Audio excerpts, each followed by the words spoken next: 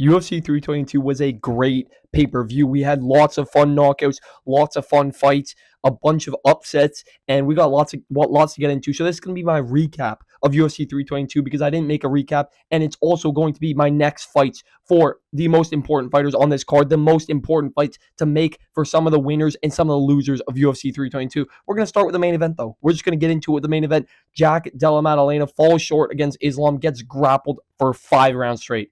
5 rounds straight. And this was a Hamzat versus DDP-esque performance. Islam proved that his grappling is just dominant. His grappling is just better. And, he showed that he could have full control of JDM for 25 minutes almost. For almost 25 minutes, he controlled JDM every single round. About 2 minutes in, he would get a takedown and then control the rest of the round. And he outstruck JDM 140 to 31 or something. It was crazy numbers. It wasn't crazy significant strikes. It wasn't super damaging strikes, but it was a Hamza versus DDP type fight. And I picked JDM. So, it was unfortunate to see. Obviously, he doesn't have that belt no more, but Islam is GOAT status. He's at GOAT status. He's double champ. Biggest win streak in the UFC. He's tied with Anderson Silva now, I believe. And the dude's the GOAT. The dude is arguably the GOAT. You're looking at Islam and you're looking at John Jones. I don't even want to talk about John Jones, but those are the GOAT status guys, right? And I think Islam surpassed him. I think Islam has surpassed him, but he's at that level now where his next matchup needs to be huge. It needs to be something where it's like this will add on to his resume and it'll be even bigger for Islam Makhachev. And I think that fight is clear. Ilya Taporia. Oh my God, I'm getting backflashes of Charles Oliveira getting knocked out. But Ilya Taporia versus Islam. It's the fight to make. It's the fight to make. It's a banger. It's going to be the thumbnail of this video. It's a banger. This is what's next. This is next. This is the fight to make. Now, I don't think it's next, as in this is going to be the next fight guaranteed for both fighters, but I think we're going to see Islam sit out for a little bit. We're going to see Taporia fight the winner of Sarukian versus Hooker and then fight Islam Makhachev because he needs to defend that lightweight title. Now, I don't see anybody at lightweight really beating Ilya, but Arman Sarukian is fighting next week. He's the only guy where we see if Arman starches Hooker, which I think he could, he's the only guy where you're like, okay, Arman could beat Ilya Taporia. He could. And that's the questionable fight. So if we get Arman knocking out Hooker next week, boom, you book Hooker, you book Arman versus Ilya immediately. They fight early 2026. If we can get Arman active, and then winner of that fight fights Islam. I mean, only if Taporia wins, I think you do Taporia versus Islam, but I think this is what's next. This is the next fight to make. I don't want to see Usman, old-ass Usman, off a one-fight win streak against Buckley, fight Islam. I don't want to see it. All right, obviously there's guys on this past card on 322 that deserve it. Morales, Carlos Prates, we're going to talk about them in a second, but I think they're still on the rise. They're still young. They can fight just one more and then fight Islam. I think that's how we go about it. So Islam versus Ilya is what I want to see next. It's what the fans want to see, obviously. And if it's at 170, I'm going Islam. If it's at 155, it is a much closer fight. But we just saw the grappling level of Islam Makhachev. So this is an even more interesting fight. And if Ilya fights Arman and sleeps Arman or just destroys Arman, oh my goodness, this is super level fight. All right, this is like the best fight of all time type level. We got undefeated Ilya Taporia, 28-1 Islam Makhachev, both nearing like GOAT status, some of the best resumes, you know what I mean? Like really high level stuff. This would be one of the best matchups of all time.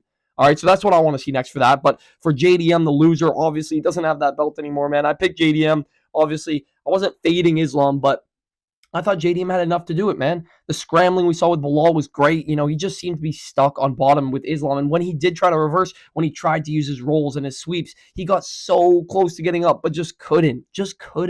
Islam's top control, his just flow state that he's in when he's on top, he's just able to control you and do what he wants with you. So JDM struggled, was really tired at the end of the fight.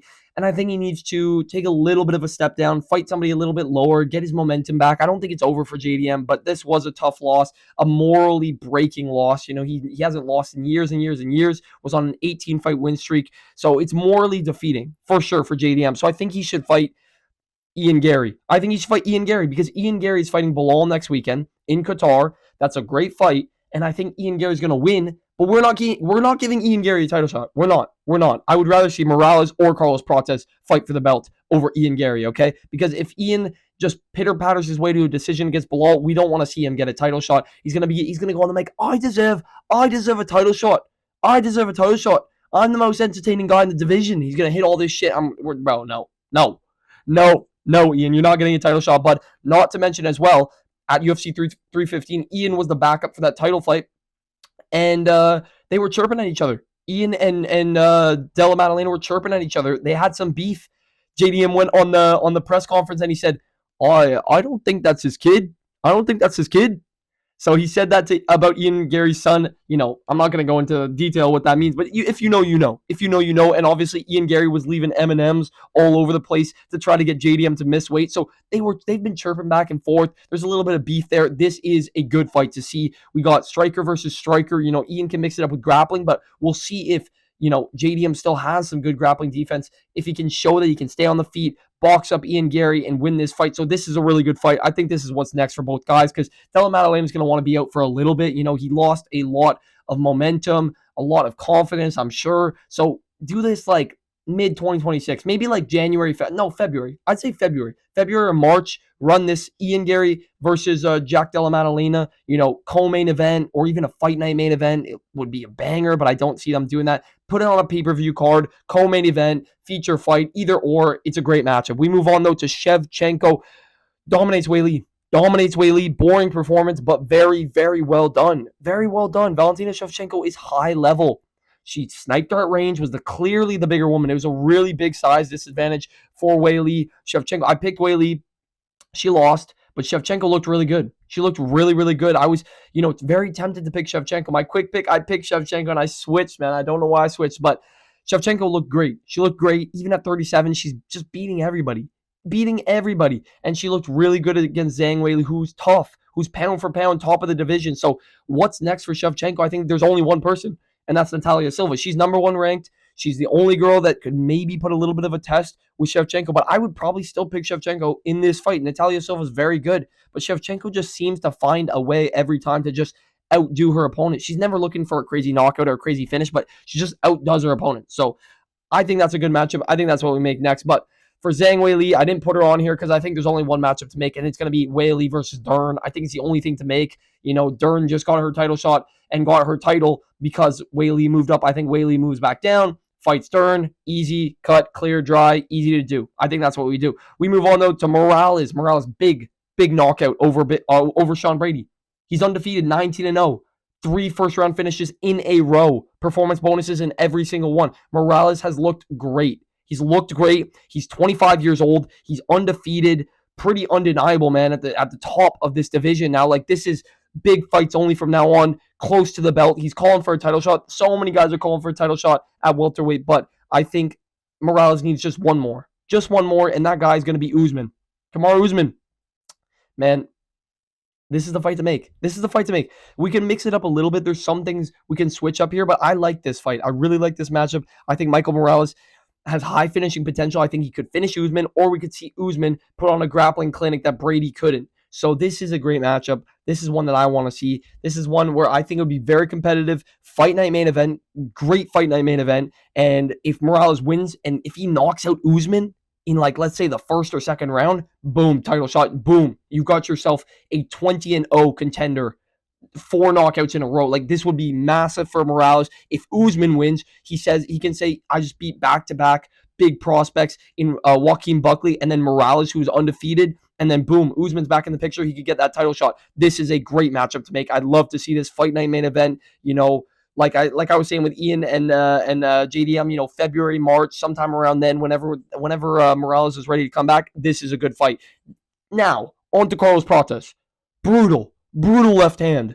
Puts out Leon Edwards. Follow up right hand wasn't even necessary. Finished him bad and didn't take any damage in the fight, was aura farming the entire fight, was building up his aura, building up his energy, and then just starched Leon Edwards in the second round. Brutal. I called it. Carlos Prates second round knockout. Perfect prediction. And he did it. He did it to perfection, man. Straight left down the pipe, drops him bad, finishes him. So Carlos Pratas, biggest win of his career, former champ. Obviously, Leon's on a big decline. Sean also beat Leon in his last one, but I think Carlos Pratas gets another step up as well, and we're going to see a great matchup between Carlos Pratas and Shavkat Rakhmonov. Where is Shavkat? Get this guy back in the mix. Put him against Carlos Pratas, who's been starching everybody, who's got only knockouts in the UFC. Every single one of his wins are by knockout, against Shavkat, who's almost got a 100% finish rate, who's won and beat everybody in the UFC. So I think this is a great matchup. You could also do what I was saying before. You could also do Shavkat versus Morales, 19-0 versus 19-0. I would love that too, but I don't really like Usman versus Prates. I don't really like that matchup too much.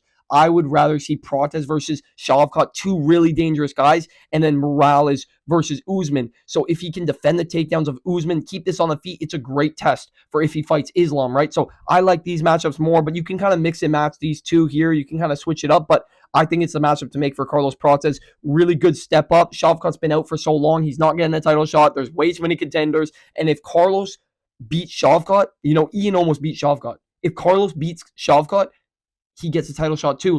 There's so many things here where the winner of this probably gets a title shot. There's so many people in line now at welterweight. It's super fun, super exciting, so many prospects, but I think that's the matchup to make. We'll move on, though, to the losers of the welterweight matchups here. Sean Brady got destroyed by Morales. Big overhand right, then the uppercut, and then just an onslaught of punches. Really unfortunate for Sean Brady. I picked him to win. Thought he would get the grappling going early. He did not. When he came in with the knee sleeves, I was like, uh-oh, we're done. We're cooked. And he got knocked out in the first round. Very sad, man. I kind of like Sean Brady. I do like Sean Brady. What am I saying? I really like his style, but he wasn't able to get it off against Morales. Morales is good. He's good, man. He's really, really good. So I'm going to go with Sean Brady to fight Gabriel Bonfim. I know, but Sean Brady's coming off of a bad loss. His only two losses in mixed martial arts are TKO to Bilal and then TKO to Morales. He needs to show that he can still be at the top here. He needs to show that, okay, I can withstand some danger, and Bonfim brings danger. He does bring danger. He can finish you on the ground. He can finish you on the feet. He just finished a dangerous striker in Randy Brown last week. This is a good matchup. It's a good matchup, and the timing lines up. Bonfim's ranked, I think, 9 or 10, and Sean Brady's 2, I believe. So big step up for Bonfim. But if Bonfim wins, boom, he's up there. And if Brady beats him and shucks him off, okay, he's back in the mix. He just beat a dangerous contender. There we go. I like this matchup. I think this is what we do with Sean Brady. I thought about doing JDM Sean Brady, but the battle of the crooked noses. But I don't think Sean Brady should step up and fight the former champ. I think he should fight down. Same thing for JDM. So I'm gonna go Brady, Bonfim. Pretty good fight. They could do a fight night, Apex fight night as well. That's good. That's solid, man. Or even just a live fight night would be good as well. So we'll move on to Leon, former champ, 3-fight loss streak right now. Just got starched by Carlos Prates. Bad, real bad, real bad, man. Leon needs a year off. He needs a solid year off. He needs a lot of time off. The guy needs to sit it out, wait it out, see what's next to come if he wants to come back and try and do something else, man. But I think the next guy he should fight is Joaquin Buckley. I don't know what else to do with Leon. I don't know what to do with him, because I look at the welterweight division. I'm like, there's the contenders, there's the guys on loss streaks who are shouldn't be fighting up, and then there's Buckley, who I think Buckley will fight once again before he fights Leon, before Leon fights again. So I think Buckley will fight in the next few months maybe, and then Leon fights in a year against Buckley. I like this matchup.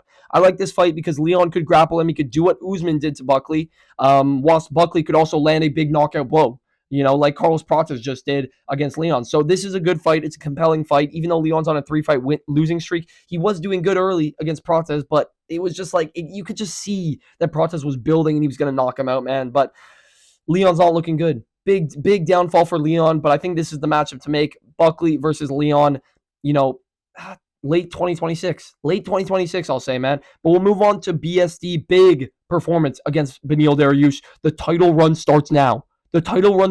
We are back. Benoit Saint-Denis, we are taking over. We will be champ, okay? The Marauder style, BSD style, I love it. Big round 1 knockout against Beneil Dariush. Starches him, destroys him, chins him in 16 seconds. 16 seconds he puts out Beneil Dariush. Now, Dariush is old, he's slow, but people still thought Dariush should win. He's got good grappling, he's got good wrestling. Once he gets past the first round, he takes over round 2, round 3. But Beneil was just rushing in and Benoit just threw that overhand left and chinned him bad. He landed a couple low kicks early, dropped BSD with a low kick. BSD went in for a takedown. They got to the feet. Beneil had the tie clinch, and then BSD just uppercut, check left hook, dropped, and then finished him with a right hand on the ground. Nasty knockout by Benoit Saint-Denis. Nasty. I mean, big performance for him. Quick finish, no damage taken. Easy performance bonus of the night. Good work by BSD, and I think you shoot him right up the rankings, man. Don't push him too quickly like we did the first time around with the Poirier fight. But I'd like to see this next matchup. Benoit Saint-Denis versus Justin Gaethje. Tell me this is not a badass fight. Now, man, this is a badass fight, guys. This is a badass fight. This is a certified banger.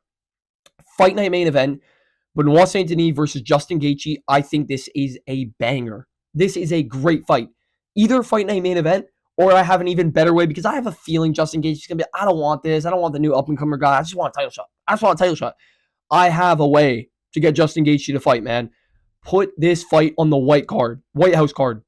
Tell Justin Gaethje, big White House card fight. You're going to be on the main card, buddy, opening up the main card, fighting an up-and-coming dangerous Frenchman, and you're going to be defending the U.S. You're going to be defending the U.S., representing us. You want to be here. You want to be here on the White House card? Come on, Justin Gaethje. So I think that's the way you do it, man. You convince Justin Gaethje to fight this dangerous guy in BSD on the White House card, the main card, whatever that card is. I don't even remember, but this is a great fight. This is a badass fight, man. This is actually a banger, BMF level stuff. Obviously, there's no BMF belt on the line anymore, but I think either guy could win. We could either see Justin Gaethje land his big overhand right or overhand left that he lands and just chin BSD bad, or we could see BSD grapple the shit out of Justin Gaethje and sub him, or even knock him out maybe. This is a great fight. I think it's a round 1 or round 2 finish guaranteed. I mean, BSD's got a 100% finish rate. One of the only guys in the UFC with a 100% finish rate. That's a great fight. And for Beneil Dariush, I mean, I didn't put him here because I do think he should retire. He's lost 3 out of his last 4, 3 of them being by knockout. So I think it's time for Unk to call it a quits, man. Call it a day. Pack it up, pack the bags, and kick it back home, man. But maybe Beneil Dariush comes back, fights a lower ranked guy, but his chin is kind of deteriorated. So those are all of my next matchups for UFC 322. If you guys did enjoy the video, hit the like button, hit the subscribe button, drop it down in the comments who your favorite next matchups for all these fighters are, and I will catch you guys in the next video. See you.